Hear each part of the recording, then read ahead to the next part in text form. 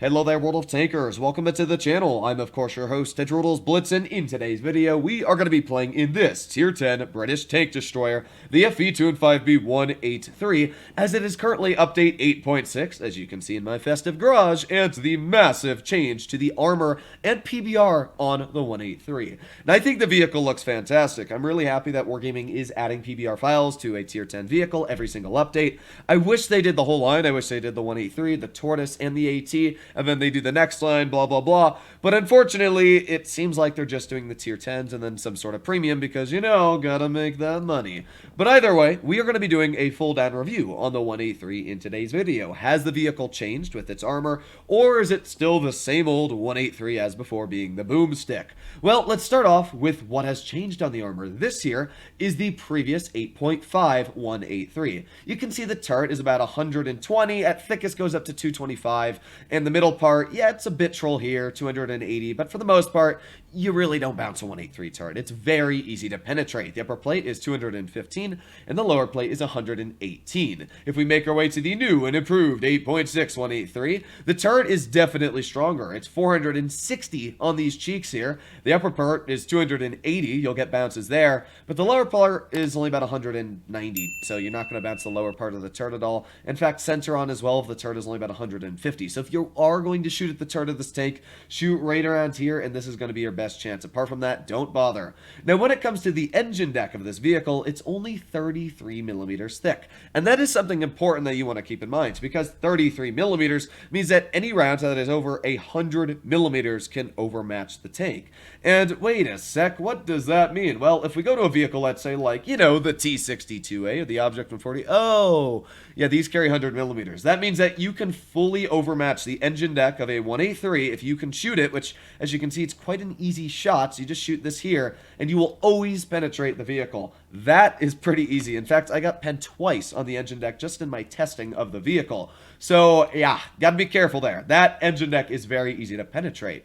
Upper plate is the same at 208 millimeters, and the lower plate is actually quite strong now at as well 200. If you are using your gun depression in the tank, you can get it to 240, hide the engine deck, which is the weak spot, and actually probably get some decent bounces. But in my experience, I haven't really had that happen yet. The side armor is still only 53 millimeters thick, as you can see. And what that means is everything overmatches your side. It's very weak.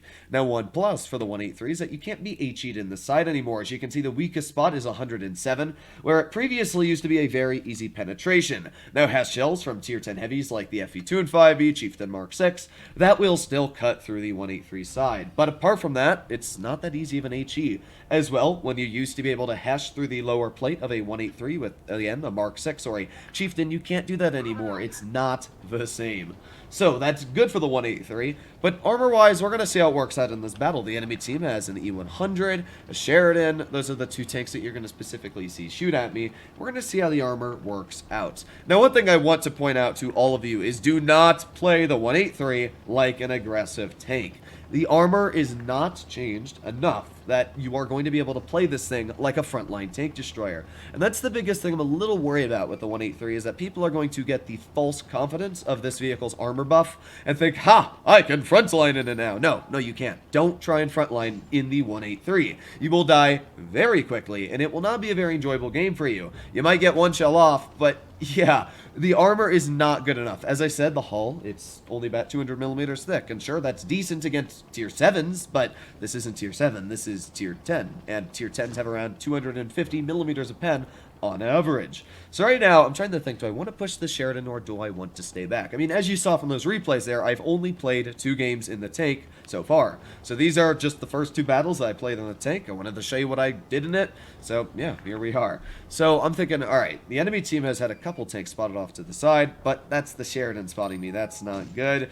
Oh, gee. And uh-oh, there's an E100. Don't shoot me, don't shoot me. Okay, we're fine. Oh.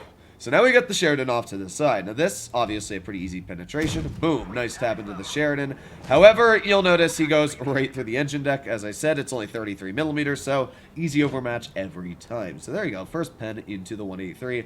Although that was just kind of unfortunate because obviously I was exposing my engine deck going down that hill, so it was quite an easy shot. Well, how about this one? Ah, well, I guess the 100 is just going to instantly snap, and as you're going to see again, I look at where the shell goes, and yep, right on the engine deck. It seems seems like the engine deck is not hard to hit on this vehicle at all. After they made it taller and they angled that engine deck, now it has actually become quite an easy shot. So I'm going to have to test it out when I fight against an enemy 183 myself. But yeah, that is definitely something that sucks. And again, I'm side scraping here and oh yeah, looks like my armor just doesn't work as the 183 just gets buttered through right on the side. Yeah, I don't even know what to say. The sides in this tank, as I said, are 53 millimeters thick. Now, 53 millimeters should statistically bounce when you're at an angle like that because 53 times 3 is higher than a 150 millimeter, which that E100 carries. But apparently not. Apparently he just went right through my armor. So, yeah, armor-wise, I don't think it's changed much. Like, yeah, sure, if you're using it hull down, you can get bounces. But it's such a large vehicle. Oh, and by the way, oh, mama, 1,452 damage. That is what I like to see. But as I was saying, sure, there will be scenarios where some of you out there, who will probably tell me I'm wrong in the comments, will get bounces in this vehicle. There will be times when the turret does eventually ricochet. But for at least the 2 games I've played, and probably for the majority of battles played in the 183, unless you're up against an absolute doofus, you're really not going to get many bounces in this tank. So here we go, aiming it on the 50B. Fire! Yes! Right before I died, we were managing to able to get out a 1,220 damage Hess shell. So for the first battle, we don't really need to watch this because, I mean, it's a win. We did 4,472 damage. Pretty good. And, yeah, I mean, we did 183 things. What do you expect? We penned 4 shells, and that's really all we did. We did 905 to the 100, we did 895 to the shared, and 1452 to the 183, and 1220 to the AMX-50B. One weird side note, which hasn't changed to what I'm aware, is for some reason the 183 just seems to be more accurate now. I don't know why. I looked at Blitz Hanger, I looked at Blitz Stars to make sure that it wasn't changed, but yeah, I don't know, maybe it's just my mind losing it. But after playing this tank in update 8.6, I haven't missed a single shell yet. I mean, that's weird. It's a 183. It's supposed to miss shells, but either way, we are going to be playing the 183 aggressive again. I want to see how the armor works aggressive. Unfortunately, you're going to see in this game nobody pushed up the bridge, so it was just kind of a waste of my time.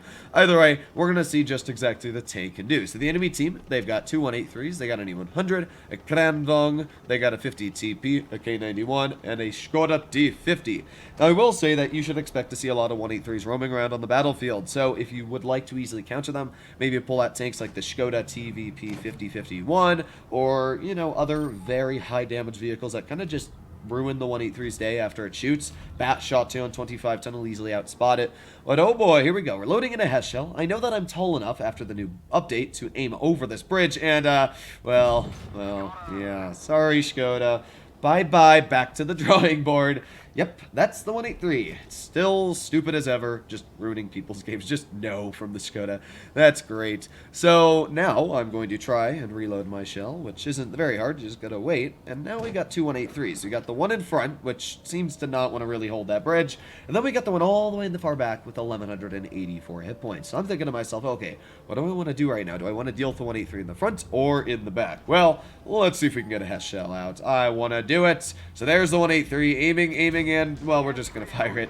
Goes right into his lower plate and finishes him off. Now, obviously, that was pure luck. I mean, that was a fully dispersioned shell, and it just happened to hit his tank. I was lucky that it even hit him, and then even that it hit him, that it hit that lower plate. So, yeah, pretty lucky there, but you can also pen the upper plate with Hesh, so can't really say much. That camo is actually pretty troll when it comes to penetrating with HE, though. But here we go. We got the Krandong aiming it at 180 meters away, and, well, yeah, there's 1,500 hit points. I'm sorry.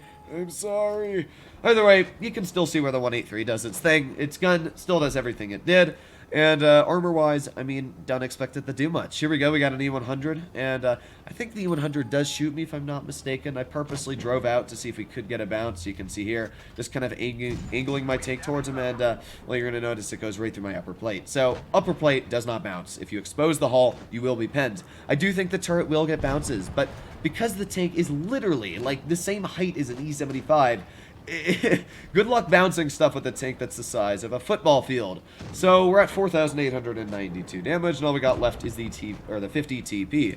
Now, you don't know how bad I wanted to get a Hess shell out on this vehicle, but sadly, my IS-7 just YOLOs into the guy and, you know, kind of ruins my ability to damage him at all. I was kind of irritated, I'm not gonna lie. We could have dealt over 6,000 damage in this game just from like 5 pens, but yeah. Thanks to that IS-7, we were not able to get out that shell, so kinda sucks. Either way, we still did 5,165 damage in this game. And, yeah, I mean, that's the 1A3. Obviously, I could have done this in the previous update as well. So, do I think it's changed? No, not really. You can load heat, pen the turret. As I said, the biggest weak spot is right here on the turret. Just aim there. But if you're aiming at this tank and it's fully hull down, just don't poke it. I mean, it's pretty common sense. Would you poke a 183 if it's aiming at you? No. If you do, you're pretty stupid. I'm going to be honest. You should not poke a 183. Even if you're in the strongest hull down tank in the game, don't poke it. Why would you risk losing 1,000 hit points for, oh no, I get to shoot him, haha. Please don't do it. Either way, the 1A3, I don't think it's changed much. If any of you have it out there in your garage, which statistics say you do, you're probably not going to see much of a difference. But let me know in the comments if you have gotten bounces. Either way, hopefully you enjoyed today's video, and I'll be seeing you in the next one. Bye-bye!